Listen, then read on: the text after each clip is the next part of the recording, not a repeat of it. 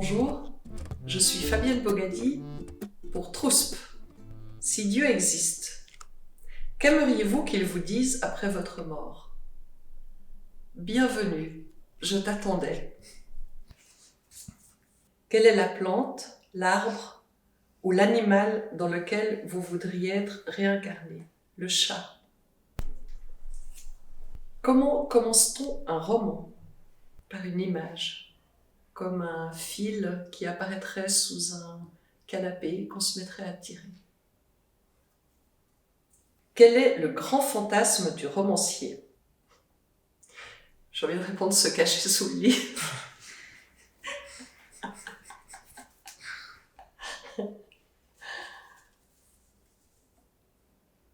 Que pensez-vous de cette citation? Gardez courage en sachant au préalable qu'on sera vaincu. Et allez au combat. C'est ça la littérature. J'en pense pas grand-chose en fait parce que pour moi la littérature c'est ce qui me donne du courage. Donc, et ce n'est pas un combat, c'est une joie et une découverte du monde.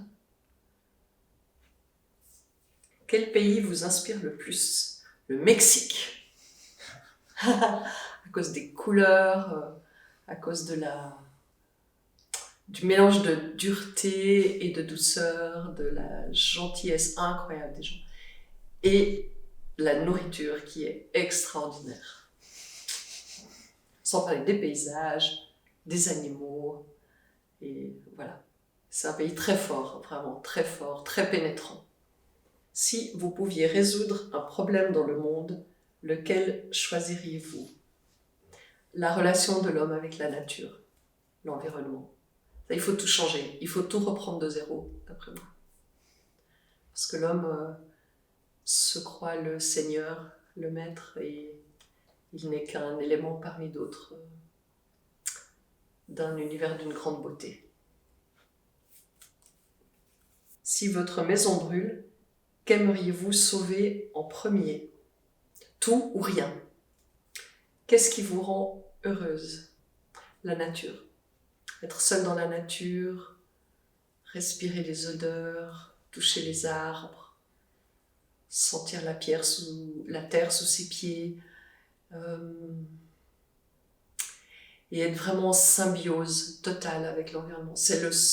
La nature, c'est le seul endroit où on peut être en symbiose avec l'environnement, en tout cas pas les villes. Comment construit-on un personnage? On ne le construit pas, il vient tout seul. Il se présente un jour et dit coucou, j'ai un truc à te raconter. Si tu veux bien, le transmettre à d'autres.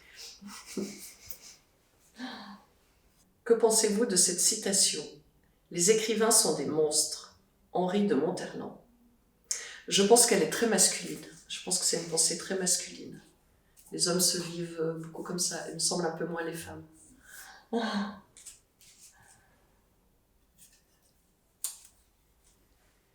Quel métier n'auriez-vous pas aimé faire? Enseignant, maître d'école, professeur. Comment imaginez-vous les années 2050? Que c'est un petit peu la fin du monde en fait. Ouais, il ne va pas rester grand-chose. C'est comme ça que je le vois vraiment. Avec des ruines, des sortes de cadavres, de construction de ponts, des autoroutes un peu défoncées, c'est comme ça que je le vois. Et envahi de racines, de plantes qui reprennent leurs droits et leur place. Avec quel écrivain décédé, ressuscité pour une soirée, aimeriez-vous boire une bière au coin du feu? Albert Cohen. J'ai entendu une interview de lui une fois, c'était tellement passionnant, tellement fort, tellement drôle en même temps, plein d'humour. Vraiment, j'adorerais.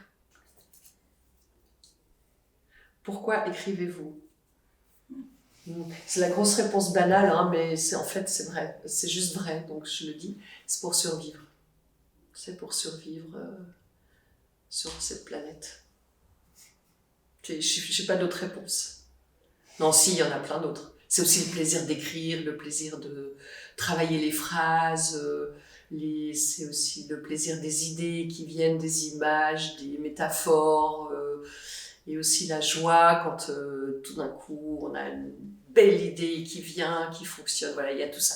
Mais derrière, il y a vraiment... c'est vraiment une survie. Ouais.